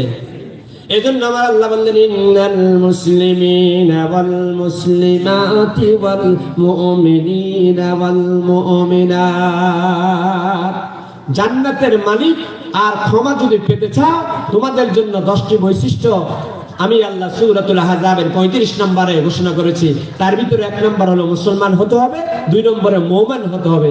যে ইসলাম মানে তাকে বলা হয় মুসলিম, যার ঈমান আছে তাকে বলা হয় মুমিন। ঈমানের বহিঃপ্রকাশ হলো বাহ্যিক আমলের মাধ্যমে। এজন্য আল্লাহ পাক বললেন ইন্নাল্লাযীনা আমানু ওয়া আমিলুস সালিহাত, নিশ্চয় যারা ঈমান আনে ওয়া আমিলুস সালিহাত, নেক কাজ করে, নেক কাজ হলো ইসলাম, কানাত লাহুম জান্নাতুল ফিরদাউস নুজুলা, আমি আল্লাহ তাদেরকে জান্নাতুল ফিরদাউসের মালিক বানায় দেব। সুবহানাল্লাহ। তাহলে আমল মানে হলো ইসলাম, আমলের নাম ইসলাম। 3 নম্বর হলো আল কানিতিন, আনুগত্যশীল হতে হবে। তাফসীরে জালালাইনের ভিতরে এসেছে কানিতিনের অর্থ হলো আল ইতাআতু বিল্লাহি ওয়া রাসূলিহি, আল্লাহ এবং তার রাসূলের আনুগত্য করতে হবে। একটু জিকির করি লা ইলাহা আস-সাবিরিনা ওয়াস-সাদিকিনা ওয়াল কানিতিনা ওয়াল কানিতাত ওয়াল মুস্তাগফিরিনা ওয়াল মুস্তাগফিরাত। আল্লাহু আকবার। তাহলে 3 নম্বর হলো আল্লাহর আইন, আল্লাহ যেটা যেভাবে অর্ডার দিয়েছে হুবহু সেটা সেভাবে। জোহরের নামাজ ফরজ 4 রাকাত 4 রাকাতেই পড়তে হবে। হজ আপনার উপরে একবার ফরজ করেছে, একবার অন্তত আদায় করতে হবে। আল্লাহ রাসূল কারাগারে ছিল কিনা? কারাগারে ছিল নি? কথা কন না। 3 বছর কারাগারে ছিল, সরি কারাগার না, কারাগার, কারাগারে ছিল নি? কদিন? 3 বছর। কদিন? 3 বছর। এখন আপনি যদি ইসলামের জন্য, আল্লাহ রাসূল যদি জেল কাটতে পারে, আপনি জেল কাটলে কি অসুবিধা আছে নি? আমাদের দেশের কিছু মুড়িয়া মোল্লা কইছে দেলোয়ার হোসেন সাইদি পাপ না করলে, এরকম কইছি নি? কিছু কিছু বেকুব বলছিল নি? তাহলে আল্লাহ রাসূল কি কোনো অপরাধ করছিল নি? তাহলে আল্লাহ রাসূলের 3 বছর শেয়ারে আবু তালেব গিরাদি রেখেছে। যে সূরা আমি আপনাদের সামনে আজকে তাফসীর করতেছি, এই সূরাতুল আহজাব। আরে ভাই আছে আলেম মানুষ, আহজাব এর অর্থ হলো সম্মিলিত যুদ্ধ। মক্কার কুরাইশরা, মদিনার বনু কুরাইজা ইহুদি গোত্র, মক্কার আবু সুফিয়ানের নেতৃত্বে গোটা আরবের সব লোক ইসলামের বিরুদ্ধে ঐক্যবদ্ধ হয়েছে। যেরকম বর্তমানে ইন্ডিয়ার সবাই বাংলাদেশের মুসলমানদের বিরুদ্ধে ঐক্যবদ্ধ হয়েছে। এই ঐক্যবদ্ধ যুদ্ধকে আরবিতে বলা হয় আহজাব। এতক্ষণ পর্যন্ত যা বলছি আলহামদুলিল্লাহ কোরআন শরীফের রেফারেন্স দিয়ে বলছি, একটাও নিজের থেকে বলিনি। এই সূরাতুল আহজাব, আহজাব মানে হলো সম্মিলিত যুদ্ধ। এই আহজাব এটার আরেক নাম হলো খন্দকের যুদ্ধ, পরীক্ষার যুদ্ধ। আল্লাহ রাসূল সাল্লাল্লাহু আলাইহি ওয়াসাল্লামের কাছে যখন খবর আসলো যে মক্কা থেকে আবু সুফিয়ানের নেতৃত্বে মদিনার কিছু ইহুদিরা সহ মোট 10,000 সৈন্য মক্কা থেকে তারা মদিনায় এসে মদিনারে ঘেরাও করে রাখবে, আল্লাহ রাসূল সাল্লাল্লাহু আলাইহি ওয়াসাল্লাম আব্দুল্লাহ ইবনে জুবাইর বললেন, ও জুবাইর, লিকুল্লি নাবিয়্যিন হাওয়ারি ওয়া হাওয়ারিয়ুম ফিল জান্নাত। আব্দুল্লাহ ইবনে জুবাইর, ও জুবাইর, তুমি মক্কার রাস্তার দিকে তাকিয়ে থাকবা, মক্কার কাফিররা কোন পর্যন্ত আসছে আমাকে একটু বলবা। তাদের গতিবিধিকে লক্ষ্য করে আমরা পরীক্ষা খনন করব। আল্লাহ রাসূল নিজে 6 দিন, কয়দিন? কথা কন, কয়দিন? 6 দিন সাহাবায়ে কেরামরে নিয়ে নিজে মদিনা শরীফে যাতে কাফেররা ঢুকতে না পারে গর্ত খনন করছে। গর্ত কি? গর্ত, পরীক্ষা খনন করছে। 3 দিকে তো খেজুর গাছ আর উহুদ পাহাড়, একটা। সালমান ফার্সি হুজুর, 500 লোকেরা ওই রোমানদের সাথে যুদ্ধে জয়লাভ করে এরকম পরীক্ষা খনন করে আমরা একটা পলিসি করবো তারা যাতে আসতে না পারে। তো আল্লাহ রাসূল সালমান ফার্সির পরামর্শ ক্রমে সাহাবায়ে কেরামদেরকে নিয়ে, মুসলমান সৈন্য হলো 3000, কত হাজার? আর হেরা কত হাজার? 10,000। এই 3000-এ 6 দিন আব্দুল্লাহ ইবনে জুবাইর বলল, জুবাইর তুমি একটু তাদের পথটা কতটুকু আর আগাইছে, ওই যে আমাদের দেশের প্রধানমন্ত্রী চলে যাবে টাইমে 45 মিনিট, যখন সেনাপ্রধানে দেখছে বঙ্গভবনে ঢুকতে আর 45 মিনিট লাগবে, আর বাসন টাসন দিতাম না যাইয়ে। এখন হুজুর আব্দুল্লাহ ইবনে জুবাইর বললো, হেরা আইতে কতদিন লাগবে? আরে ডাটা দাও, আমি সেই অনুপাতে কাজ করব। তো হুজুর আব্দুল্লাহ ইবনে জুবায়ের তাদের গতিবিধি লক্ষ্য করে বলল যে হুজুর 5 থেকে 6 দিন লাগতে পারে। তখন তো আর বাস টাস ছিল না, গাড়ি ঘোড়া ছিল না। হুজুর তারা 450 কিলোমিটার হাঁটি আসতে, হুজুর আমি একটা জরিপ করছি তাদের 6 দিন লাগবে। হুজুর আব্দুল্লাহ ইবনে জুবায়ের বলল তুমি আমাদের কাছে তাদের গতিবিধি আমাদেরকে শুনাইবা, আর সাহাবায়ে কেরামদেরকে বলল গর্ত খনন করো। শেষ 5ম দিন জোহরের টাইম হয়েছে, সাহাবীকে হুজুর আজান দিছে, গর্ত খনন করো, নামাজ হরে কাজা হইব। আসরের আজান দিছে, মাটি কাটো, নামাজ হরে হইব। মাগরিবের আজান দিছে, হুজুর মাটি কাটো, নামাজ পড়ে। এশারের আজান দিছে, মাটি কাটো, নামাজ পড়ে। কারণ এই নামাজের টাইমে যদি বিরতি দিই, ওরা আসি মক্কা থেকে আসি মদিনা দখল করে আমাদেরকে সমূলে ধ্বংস করে ফেলবে। কথা বুঝেন না লাগে? তারা আসছে 1 মাস বিরতি রাখছে, আসতে পারে না। গোড়ালয় 5,000 ফুট, 5,000 হাত লম্বা। কত হাজার? 5,000 হাত লম্বা, 10 হাত গভীর, 10 হাত চৌড়া করি এর গর্তগল করছে। আইতে পারবনি। আমাদের নোয়াখালীতে খাদ্যাইসির ঘর চিনেন আপনারা? আমাদের নোয়াখালীতে মানে পাহাড়ি অঞ্চলের মতো, এখান দিয়ে গর্ত, এখান দিয়ে উচ্চ, এখান দিয়ে গর্ত, এখান দিয়ে উচ্চ, এরকম পরীক্ষা খনন করে মোটামুটি রেডি রাখছে। আমার আল্লাহ রাব্বুল আলামিন সেই কথা বললেন, ওই আহজাবের যুদ্ধের কথা স্মরণ করো। ও জুনুদাল্লাম তারাউহা ওয়ারসালনা আলাইহিম ওয়ারসালনা ফীহা, আমি প্রবল ঠান্ডা বাতাস এবং বৃষ্টি দিয়েছি এবং সৈন্য প্রেরণ করেছি। তারা দীর্ঘ 1 মাস বিরতি রেখেছে। কয় মাস বিরতি রেখেছে? তাদের রসদ শেষ হয়ে গেছে, আসতে পারে না, ঘোড়া নামতে পারে না। যা 6 জনে নামছে, 6 জনে নামছে, আর মুসলমান তীরন্দাজরা তীর নিক্ষেপ করে মারি ফেলছে। এরপরে 29তম দিনে এত প্রবল ঠান্ডা ঝড় হয়েছে। এবার হুজুর আব্দুল্লাহ ইবনে হুযায়ফা আল ইয়ামানী কয়, ইয়ামানী তুমি একটা কাজ করো, এবার যাই তাদের গতিবিধি দেখে আসো, তাদের কি অবস্থা। যাই দেখে যে তাদের দলনেতা আব্দুল্লাহ আবু সুফিয়ান আগুন জ্বালায়, রোদ ফুয়াইতেছে, এত ঠান্ডা, আর দেখতেছে যে মানুষ লোকজন দৌড়ে যাইতেছে। কি রাজ্যে 30 দিন পর্যন্ত মুসলমানদের কিছু করতে পারি নাই, খাদ্য রসদ সব শেষ, আর বনু কুরাইজা আর বনু কাইনুকা ইহুদির গোত্র সব চলে গেছে, সব চলে গেছে। কি এর যুদ্ধ? তাহলে মদিনা শরীফের 3000 সাহাবায়ে কেরাম যখন ঐক্যবদ্ধভাবে প্রতিরোধ করেছে, ওদের 10,000 ফেল। আল্লাহ পাক সূরাতুল তাওবাতে বলছে, আনফালে বলছে, ইয়াকুম মিনকুম 20 সাবিরুনা ইয়াগলিবু মিয়াতাইন।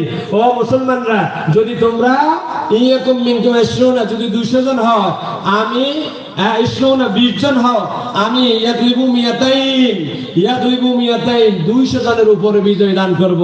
পরের আয়াত আল্লাহ পাক বললেন, ইয়াকুম মিনকুম মিয়াতুই ইয়াগলিবু আলফাইন, যদি তোমরা 100 হও, আমি 2000 এর উপরে বিজয় দান করব। অর্থাৎ কাফেররা যদি 2000 হয় আর তোমরা যদি 100 হও, আমি আল্লাহ বিজয় দান করব। সূরাতুল আনফাল। সুতরাং আমি হিসাব করে দেখেছি, যদি বাংলার 18 কোটি মুসলমান যদি ঈমানের বলে বলিয়ান হয়ে যদি ওদের 180 কোটির লগে লড়ার মতো ঘোষণা আল্লাহ পাক কোরআনে বলে দিচ্ছে। আর আল্লাহ পাক বলছে তো, ও জুনুদাল্লাম তারাউহা, আমি যে সৈন্য পাঠাচ্ছি এগুলো কি তোমরা দেখোনি? রাসূল সাল্লাল্লাহু আলাইহি ওয়াসাল্লাম আহজাবের যুদ্ধ থেকে ফিরার পরে যখন যুদ্ধাস্ত্র খুললেন, জিবরাইল আয় কয়, আমার সৈন্য তো এখনো যায় না, আপনি কিনলেই যুদ্ধাস্ত্র খুলতেছেন। সুতরাং ভারত আমাদেরকে চোখ রাঙায় লাভ নাই, কারণ আমাদের পূর্বপুরুষদের ইতিহাস, মুসলমানরা সৈন্য দিয়ে জয়লাভ করে নাই, মুসলমানরা জয়লাভ করেছে ইমানের বলে বলিয়ান হয়ে। সুতরাং ভারত, মোদী বাবু, তোমার চোখ রাঙ্গানি রে, বাংলাদেশের মুসলমানরা শাহজালালের উত্তরসূরিরা, ওমরের উত্তরসূরিরা, খালিদ বিন ওয়ালিদের উত্তরসূরিরা ভয় করে না। নারায়ে তাকবীর। বিগত 53 বছর তোমরা আমাদের দেশে খবরদারি করেছ, আমাদের ফেলানির লাশ উপহার দিয়েছ, আমাদের সবকিছু তোমরা তিল তিল করে নিয়েছ। তোমাদের সচিব এসে আমাদের দেশে রাজনীতি নিয়ন্ত্রণ করত। তোমাদের সেই দাদাগিরি বাংলার জমিনে আর হবে না ইনশাআল্লাহ। আগামীর বাংলাদেশ ইসলামপন্থীদের বাংলাদেশ ইনশাআল্লাহ। আপনারা জেনে খুশি হবেন, পৃথিবীতে স্বৈরাচারদের পতন শুরু হয়ে গিয়েছে। আজকে বাশার আল আসাদ সিরিয়ার আরেক স্বৈর শাসক ফেরাউন আজকে তার পতন হয়ে সেও পালায় গেছে আমাদের বুবুজানের মতো। সুতরাং বুবুজান আর ভাইজান যারা উতাল পাতাল করবেন, মুসলমানদের রক্ত নিয়ে হোলি খেলা খেলবেন, আপনাদেরকে আল্লাহ পাক ধরবে। আল্লাহ যেদিন ধরবে সেদিন পালানোর রাস্তা পাবেন না। আল্লামা দেলোয়ার হোসেন সাঈদী বলেছিল, এমন এক সময় আসবে উত্তরের গর্ত লুকাইবার পাইবে না। আসেনি কেউ? এখন ফখরু সাহেবের বাড়িতে কেউ গেছেনি? প্রিয় ভাই সব আমার, তাহলে সূরাতুল আহজাব সম্মিলিত যুদ্ধ করেছিল তারা। গোটা পৃথিবীর সব কাফের মুশরিকরা এক হয়ে যাবে। বাংলাদেশেও তখন দেখবেন ইসলামপন্থীরা এগিয়ে যাবে, তখন রাম আর বাম সব ঐক্যবদ্ধ হয়ে যাবে। এগুলো আমাদের জানা আছে, কারণ ইতিহাস এটাই বলেছে। মদিনা সনদে চুক্তি করেছে ইহুদি, নাসারা, খ্রিস্টান, মুশরিক সবাই। যখন মুসলমানরা মুহাম্মদ সাল্লাল্লাহু আলাইহি ওয়াসাল্লাম, আবু বকর, ওমর, ওসমানকে নিয়ে এগিয়ে যাচ্ছে, তখন তারা কোন আসার দেওয়া যায় না। এবার ওই ইহুদি, নাসারা, খ্রিস্টান যারা মদিনা সনদে সই করেছিল, তারাও কাফেরদের সাথে ঐক্যবদ্ধ হয়ে মুসলমানদের বিরুদ্ধে লেগে গিয়েছে। বাংলাদেশে কোন ইসলামপন্থী দল যদি এগিয়ে যায়, বাংলাদেশের রাম বাম সবগুলো আবার একত্র হয়ে যাবে। সুতরাং আপনাদেরকে মেসেজ দিয়ে যাচ্ছি, এই দেশে অনেকে অনেক মতবাদ নিয়ে আসবে, আমরা আপনাদেরকে দাওয়াত দিব বিশ্বনবীর আদর্শ দিয়ে। এতক্ষণ পর্যন্ত যা বলেছে, কোরআন শরীফের কথা বলেছে, বিশ্বনবীর আদর্শের কথা বলেছি। আপনাদের কাছে আমার জিজ্ঞাসা, যদি বাংলা পার্লামেন্টে যদি কোরআন শরীফ দিয়ে শাসন করা হয়, কোনো অসুবিধা আছে? তাহলে কেন আমরা কেউ বাবার তন্ত্র, কেউ স্বামীর তন্ত্র মন্ত্র দিয়ে আমরা ডাকবো? আমরা তো বিশ্বনবীর আদর্শ দিয়ে মানুষদেরকে ডাকবো।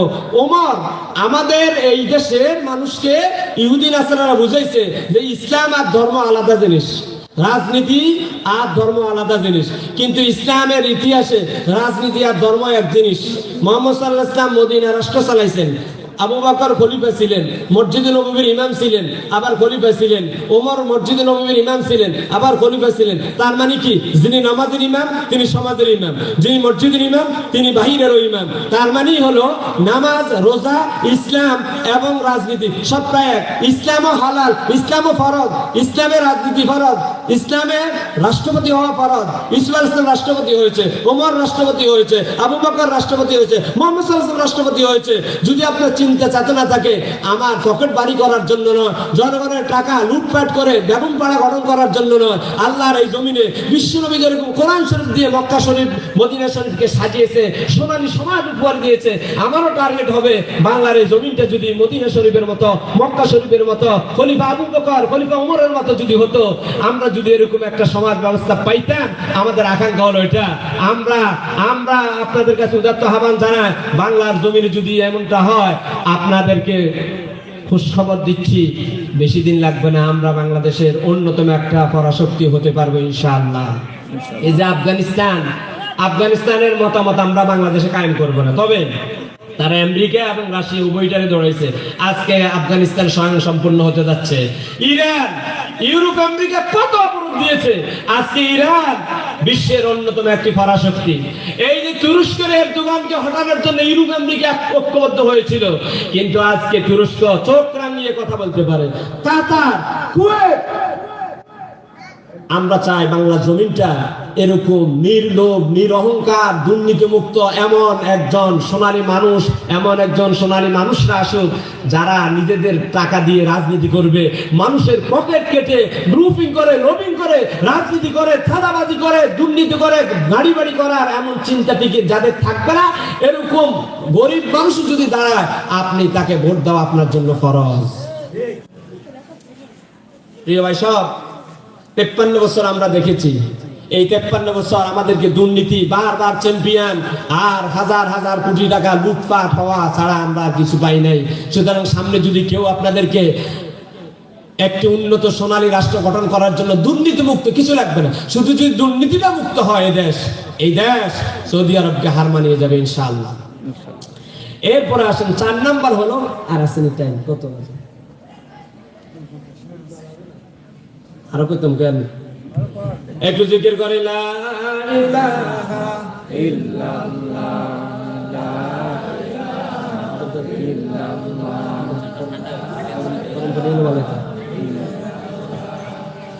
এখানে আছে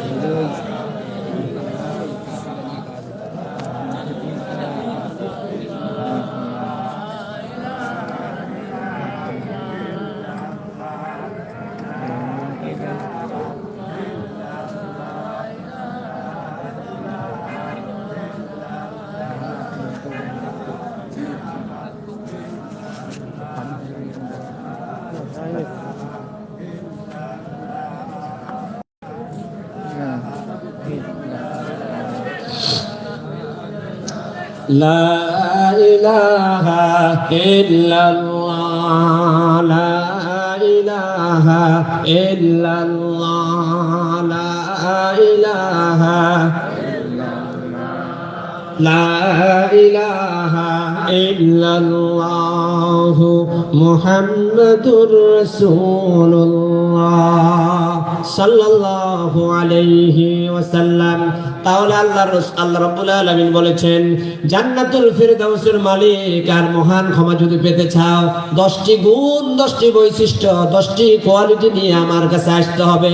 1 নম্বর হলো মুসলমান নরনারী হতে হবে, 2 নম্বর হলো মুমিন নরনারী হতে হবে, 3 নম্বর হলো ওয়াল কানিতিন ওয়াল কানিতাত, আল্লাহ এবং তার রাসূলের আনুগত্য প্রকাশকারী নারী এবং পুরুষ হতে হবে।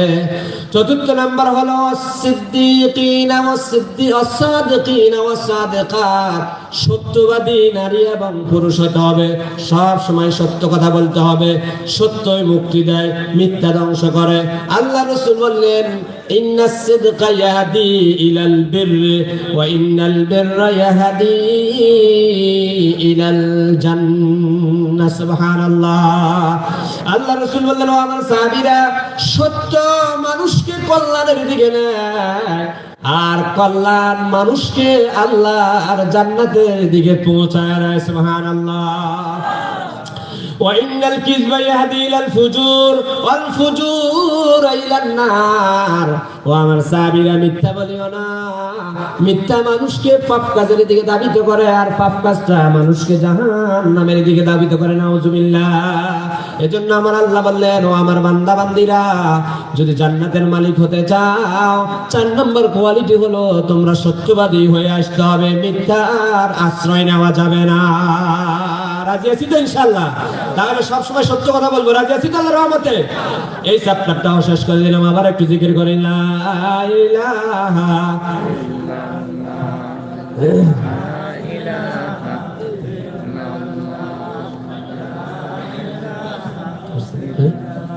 আলহামদুলিল্লাহ, লা ইলাহা ইল্লাল্লাহ লা ইলাহা। তাহলে 4 নম্বর কোয়ালিটি হলো সাদিকিন ওয়াস সাদিকাত। আল্লাহর বান্দা বান্দী যদি সত্যবাদী নারী পুরুষ হয়ে যায়, আল্লাহ রাব্বুল আলামিন তাদেরকে জান্নাতুল ফিরদাউসের মালিক বানায় দিবেন। 4 নম্বর গেল। 5 নম্বর হলো ওয়াস-সাবিরিন ওয়াস-সাবিরাত। আল্লাহর বান্দা বান্দী যদি ধৈর্যশীল নারী এবং পুরুষ হয়, আল্লাহ রাব্বুল আলামিন ওই সবরকারী নারী এবং পুরুষকে ধৈর্যের কারণে আল্লাহ অপরন্ত নিয়ামতের মালিক বানায় দিবেন। সুবহানাল্লাহ। আমার আল্লাহ রাব্বুল আলামিন বলেন, ওয়াসবিরহুম বিগাইরি হিসাব।